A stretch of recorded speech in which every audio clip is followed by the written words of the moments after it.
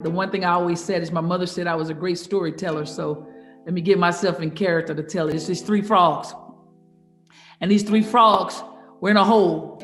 They fell deep down in a hole. And these three frogs were trying to get up out the back to the top. And at the top, you have what you have is nothing, nobody but your haters. All your haters are saying, what are these three frogs doing? There's no way that they can get to the top. Well, these frogs are jumping and jumping and jumping, trying to get to the top. Well, all of a sudden one dies out, can't make it. Well, the haters are laughing at it. It was too much for him. It was too strong for him, too difficult. Well, the two kept jumping. They kept jumping, trying to get to the top. And the haters are still talking to them, die off, be like your first one, stay with your friend. Nobody needs you, you don't belong.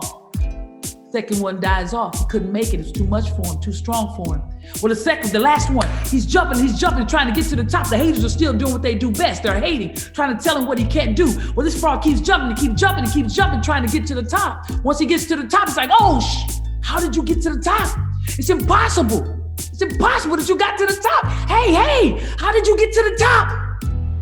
The frog was deaf.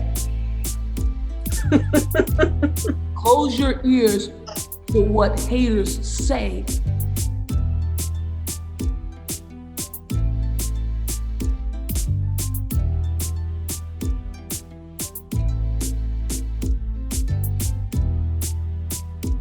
What has been your experience with the reception for you as a woman coaching young men? And how have you made that transition smoother for yourself?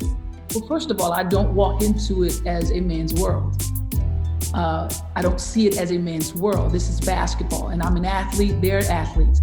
So if that athlete meets with the other athlete, the way that I see it is may the best athlete win. Of course, when you look at me, you see he's female, you see him as male, but may the best athlete win. So I have an opportunity to be a part of men in their world, so to speak.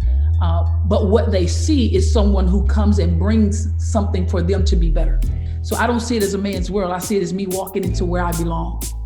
These guys, they're just normal humans like us. They're just really good at basketball, but they have passions and loves outside of their sport.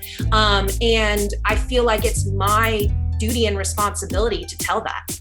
All the guys know, treat me like my guy counterparts. Treat me like a normal clinician. Yes, I'm only 5 feet. Yes, I am a tiny little thing, but that don't mean nothing. It means that I gotta work a little harder, maybe to, pop something, but I'ma still make it work and I'm still gonna get it done. And the guys know that. They're like, okay, she's small but mighty.